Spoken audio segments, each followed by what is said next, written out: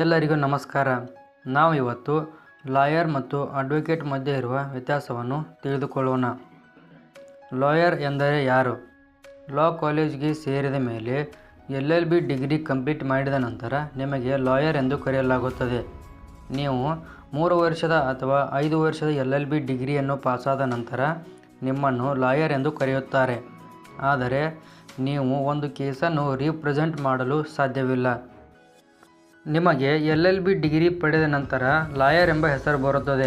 ಆದರೆ ನೀವು ಕೋರ್ಟ್ನಲ್ಲಿ ಪ್ರಾಕ್ಟೀಸ್ ಮಾಡಲು ಅಥವಾ ನಿಮ್ಮ ಕಕ್ಷಿದಾರರ ಪರವಾಗಿ ಕೋರ್ಟ್ನಲ್ಲಿ ವಾದ ಮಾಡಲು ಬರುವುದಿಲ್ಲ. ನೀವು ಬರೀ ಸಲಹೆಯನ್ನು ನೀಡಬಹುದು ಅಷ್ಟೇ. ಎರಡನೆಯದು ಅಡ್ವೊಕೇಟ್.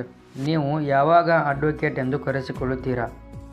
ನೀವು ಒಂದು ಒಳ್ಳೆಯ ಲಾ ಕಾಲೇಜ್ಗೆ ಸೇರಿ LLB ಡಿಗ್ರಿ ಪಡೆದ ನಂತರ ನೀವು ಲಾಯರ್ ಎಂದು ಕರೆಸಿಕೊಳ್ಳುತ್ತೀರಾ. ನೀವು ಅಡ್ವೊಕೇಟ್ ಆಗಬೇಕಾದರೆ ಸ್ಟೇಟ್ ಬಾರ್ ಕೌನ್ಸಿಲ್ಗೆ ನಿಮ್ಮನ್ನು ಎನ್ರಾಲ್ ಮಾಡಿಕೊಂಡ ನಂತರ ಆಲ್ ಇಂಡಿಯಾ ಬಾರ್ ಕೌನ್ಸಿಲ್ ಎಕ್ಸಾಮನ್ನು ಕ್ಲಿಯರ್ ಮಾಡಬೇಕು. ನೀವು ಅಡ್ವೊಕೇಟ್ ಆಗಿ ಪ್ರಾಕ್ಟೀಸ್ ಮಾಡಲು ಈ ಎಕ್ಸಾಮ್ ಕ್ಲಿಯರ್ ಮಾಡಿದ ನಂತರ ಬಾರ್ ಕೌನ್ಸಿಲ್ ಆಫ್ ಇಂಡಿಯಾದಿಂದ ನಿಮ್ಮನ್ನು ರೆಕಗ್ನೈಸ್ ಮಾಡಿದ ಮೇಲೆ ನೀವು ಅಡ್ವೊಕೇಟ್ ಎಂದು ಕರೆಸಿಕೊಳ್ಳುತ್ತೀರಾ. ಆವಾಗ ಮಾತ್ರ ನೀವು ನಿಮ್ಮ ಕ್ಲೈಂಟ್ಸ್ ಪರವಾಗಿ ಕೋರ್ಟ್ನಲ್ಲಿ ವಾದ ಮಾಡಬಹುದು.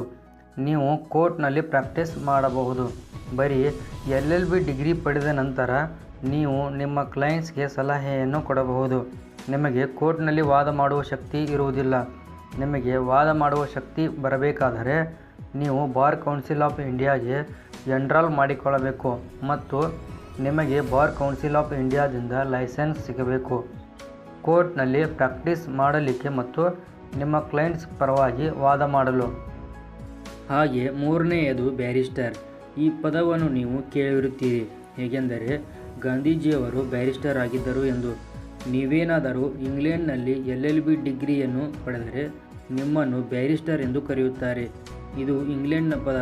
ಭಾರತದಲ್ಲಿ ಅಡ್ವೊಕೇಟ್ ಎಂದರೆ ಇಂಗ್ಲೆಂಡ್ನಲ್ಲಿ ಲಾ ಡಿಗ್ರಿ ಪಡೆದವರನ್ನು ಬ್ಯಾರಿಸ್ಟರ್ ಎಂದು ಕರೆಯುತ್ತಾರೆ. ಧನ್ಯವಾದಗಳು.